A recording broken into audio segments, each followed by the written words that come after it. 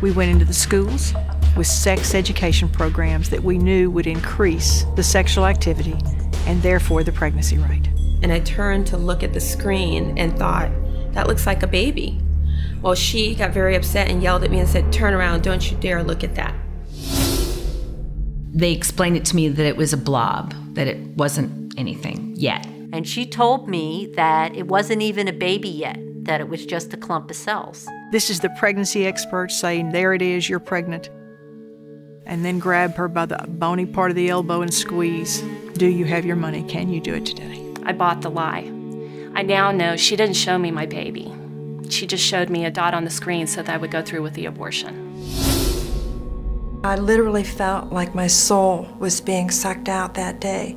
It was excruciatingly painful, and I almost passed out. They sucked the life out of my body that I knew I'd never be able to get back.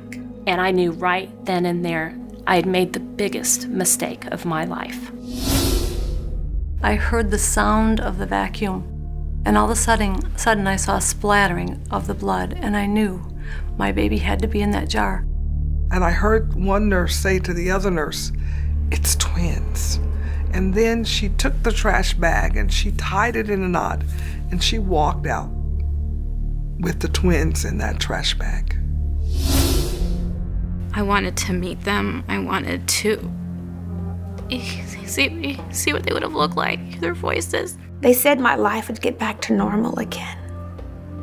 It's never been back to normal again. The grief and trauma and shame that we as women deal with this choice, I wouldn't wish on my worst enemy. I began to have suicidal thoughts, and I made a suicide attempt. I turned the gas on in the oven, and thank God a friend came to the door. I tried 2 other times to kill myself as well. There's not enough tissue in my office to handle the tears of the women when they realize that they may have killed the only baby that they will have. I lay on the table and started thinking, how am I going to tell my husband that I'm not going to be able to have children with him? It was the reality of knowing that the only 3 children I would ever bear, I killed. I thought many times, well, I won't be able to be at my little girl's first birthday party. I won't be having those father-daughter talks. I won't be able to take her to school the first day or walk down the football field at homecoming. I'm going to miss those occasions. I would just encourage any woman that found themselves in the same situation that they would really think twice about it and that they wouldn't let fear lead them to make a decision that they would regret the rest of their life. There's life and joy for everyone in America, and that should be from fertilization to natural death. And so I invite you today and always, it's very important to just choose life. Many women have had abortions, and there's no place for them to go, to have the voice, to say it.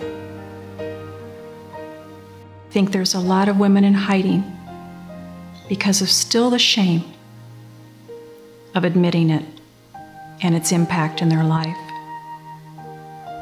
So what I would want to say is take courage and do so for yourself and for the memory of that child.